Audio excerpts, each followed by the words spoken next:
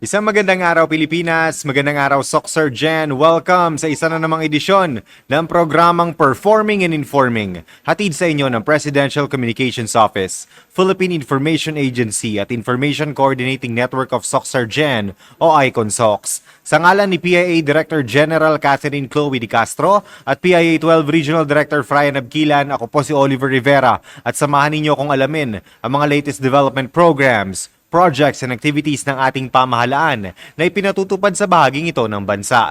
Tayo po ay mapapanood via Facebook, YouTube at Spotify at sa ating mga media partners sa buong rehiyon na kumukuha sa ating talakayan. And we have with us today ang ating kaibigan mula sa Department of Health Center for Health Development Soxer Gen Region, mula po sa kanilang Regional Epidemiology and Surveillance Unit. Let us all welcome Ma'am Kathleen R. Hecosala, RN. Ma'am Kat, good morning. Ang inyong pagbati po muna sa ating mga manonood.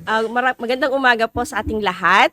Happy New Year, Sir Oliver. Yeah, Happy New Year po sa lahat. So, masigabong pagsalubong sa 2026. So, binabati ko po una yung aming Director Aristides Concepcion Tan, sa lahat po ng staff ng DOH-HD Soxer Gen Region, sa regional, lalo na sa Regional Epidemiology and Surveillance Units po, and sa local health units, and sa lahat po ng Soxer Gen Region po. Opo, na-mention ko nga kanina before tayo nag-start, Ma'am Kat, is nag-end ang Performing and Informing last year with DOH, yung mga health tips para sa ating holiday Ligtas Christmas holiday naman. season. Pero let's start with the bang. Literal, kasi pag-uusapan po natin ang fireworks-related injuries na naitala during the holiday season. Ma'am, for this year, sa pagsalubong po natin ng ating bagong taon and then ng Christmas, gaano karami yung fireworks-related injury na naitala po sa buong region natin? Actually, Sir Oliver, alam naman ng lahat na starting December 21 talaga na every year, December 21 hanggang January 6, yung ating FWRI surveillance. So for 2025 po, with the bang talaga, dahil 120 cases, fireworks-related injury po yung naitala ng Department of Health sa HD Soxer Gen Region. Ito po ay mas mataas ng 20% compared to 2024 na mayroon lang tayong 100 cases, at 56% higher din siya compared naman yung sa 5 years natin na average cases na meron lang tayo na around 70 cases lang or less than pa. So, ibig sabihin with the bang, marami talaga naputukan. Lalo na nung January 1, Sir Oliver, based sa datos natin, di ba? Kung fina-follow nyo po yung FB page namin ng CHD Soxer Gen, on the first, from December 21 and before January 1, masaya kami kasi mababa, di ba? Decrease. Pero pagpasok na January 1, hanggang January 3, doon pumapasok yung mga cases nung naputukan nung January 1. Doon parang nagulat kami, biglang 100, biglang 120 na ko, wow, okay. Late lang talaga. Kumbaga, binigay nila yung effort nila nung January 1. Yung pagsalubong ng bagong taon. Opo.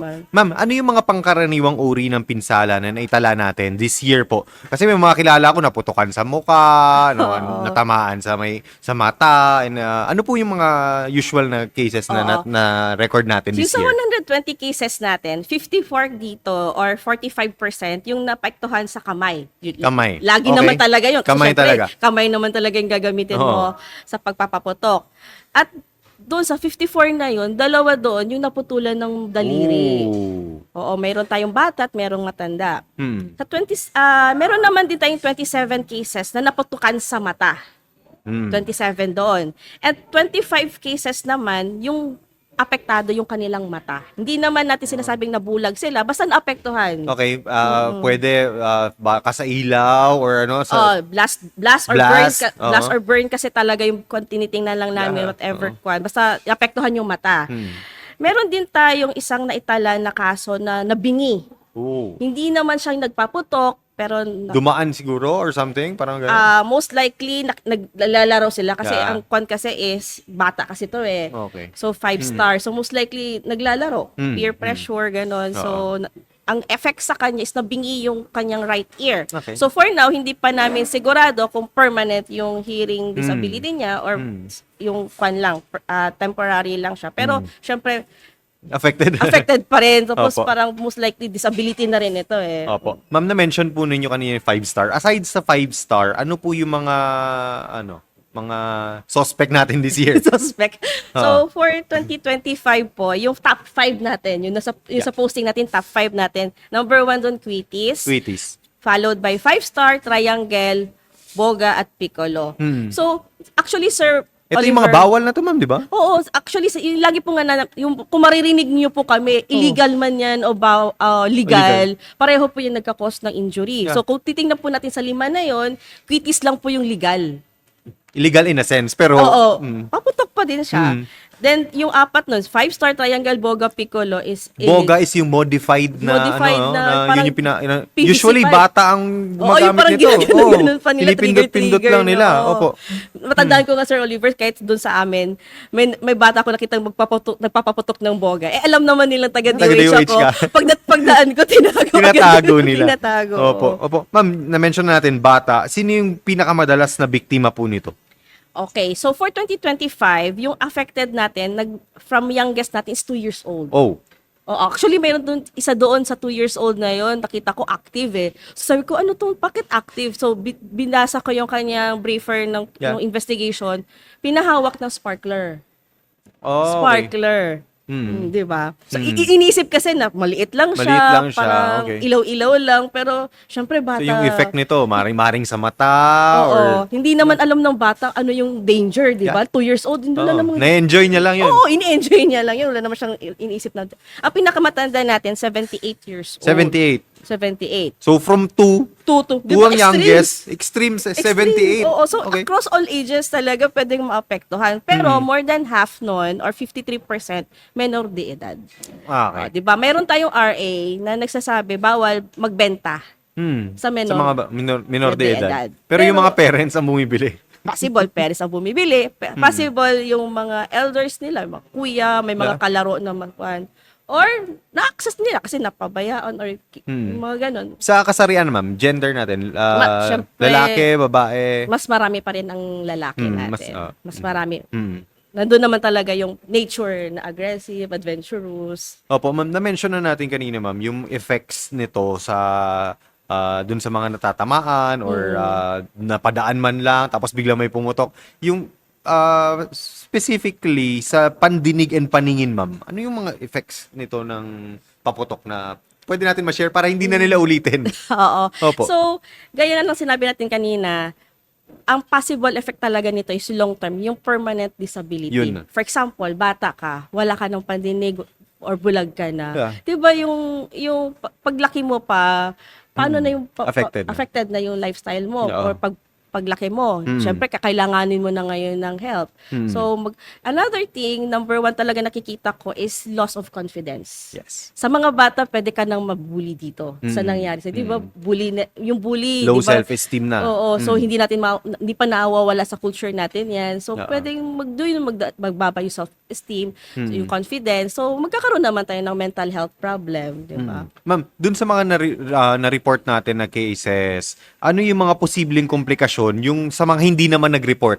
For example, hindi siya agad hindi na agad na agapan yung sugat or paso nung dahil sa paputok. Kasi maaring meron pang mga hindi nag-report. Kasi maliit lang. Oo, Kasi sabi parang- wala yan. Oo, Dito lang yan sa may mata, wala yan. Di ba typical naman sa Pinoy yung sinasabi natin, malayo sa bituka. Malayo sa bituka yan, yun. Sige, ma'am. Ang lagi ko sinabi, sige, yung sugat mo sa kamay, ilagay mo sa may chan mo, ilalapit na sa bituka yan. Opo. Ganito. Anyway, Sige, kidding aside, actually, delikado pa rin po siya, Sir Oliver. Lalo na para sa mga naputukan dyan na hindi pa po nagpapatingin or nagpapakonsulta. Tetanus po yung pinaka-binabantayan natin. Sabihin natin na isipin nila tetanus yung parang naninigas lang. Pero kasi pwede din kasi magdulot sa kamatayan pag hindi din naagapan. So, tetanus po talaga yung pinakababantayan natin. So, gaya po ng surveillance natin, December 21, nag-start tayo hanggang January 6 yung FWRI. Pero kami po sa Epidemiology and Surveillance Unit, hanggang January 21 po yung binabantayan natin para naman sa mga tetanus na dahil sa paputok. So, maaari pa, malay mo, ang symptoms sila lumabas after ilang days. Oo, kasi may incubation period naman din Oo. ang tetanus. So, kaya hanggang January 21 po yung pagbabantay namin sa FWRI naman na related sa tetanus. Opo, ma'am, bakit kaya mas maraming kabataan? Based dun sa data ninyo, bakit mas maraming bata yung tinamaan? Syempre, number one, bata, di ba, adventures. Pinag-usapan Yes. natin kanina, sinasabi din na, may sinasabi din sila dito na peer pressure. Di ba, sa kabataan naman natin, nasa edad tayo ng mga 10 years old Below. to below 18, yung pinakamarami natin. Okay. Ito yung mga adventurous, di ba? Yeah, Peer pressure. Di ba? Parang cool Kita ako. nila yung kalaro nila. Oy, Oo. merong piccolo yung kalaro. Ako din. Bibili din Oo. ako. Cool tayo pag mayroon tayong Oo. mga paputok-paputok tayo ng boga. So, yun. Opo. Ma'am, doon naman po sa mga steps na ano yung mga steps na pwedeng gawin ng mga magulang kasi sila yung nakakabili ng ano ng paputok and ng community as a whole para maiwasan po yung mga pinsala na ito na hindi na every year na ito na yung binabantayan natin na pataas ng pataas or pababa para maiwasan na po talaga yung mga victims nitong mga ano. Oo. Ako personally, ang kwan ko Yeah. talaga dyan is, number one, is yung guidance ng magulang. Yes. Kahit anong Paalala natin. natin, Mm. kung tayo po mismo na magulang na hindi po natin babantayan, Yeah. pagsasabihan yung mga anak natin na maghawak ng paputok. So, yun po, dapat po talaga may guidance from the guardians, magulang po talaga. Yun po talaga yung number one eh. Kasi kahit anong ordinance na meron Yeah. tayo, kung ang magulang po mismo is hindi niya nagagabayan yung mga bata, wala po, magkakaroon pa rin po tayo ng mga injuries na gaya nito. Ma'am, speaking of ordinance, ano yung papel naman ng, syempre, papel natin, paulit-ulit tayo nagre-remind, ganyan. Sa pag-regulate naman, ma'am, ano yung role natin dun sa pag-regulate? Oo. Ng government? Opo. Government po. So kami po sa Department of Health, nagbibigay po kami ng datos, injuries, para as basis po bakit kailangan, bakit kwan na ba, mataas na ba talaga, kailangan na ba talaga, urgent na ba. Second po, guidance din po sa pagdating naman sa kalusugan. Yes. Doon po. So pagdating naman po sa ordinance sa local government units, syempre number one po to na responsibility ng ating local government units, ng mga LCEs po natin. Sila po talaga yung maggagawa ng mga ordinance based po sa data na meron po na binibigay ni DOH po.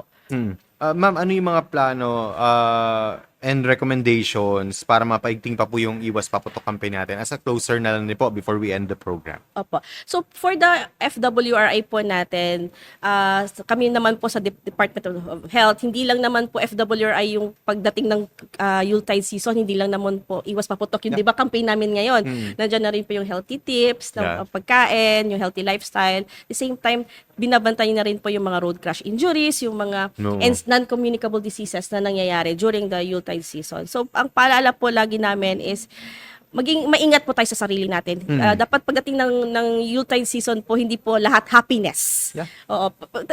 Hindi naman sinasabi na huwag tayong magpakasaya. Yeah. Dapat po may pag-iingat and responsibility po sa mga bawat kilos natin. Tsaka pwede naman mag-enjoy na walang paputok. Yes, number one, yun. Oo. Walang paputok. Actually, kahit sa bahay po, lagi ako sumisigaw na, uy, wag mo na paputok dito.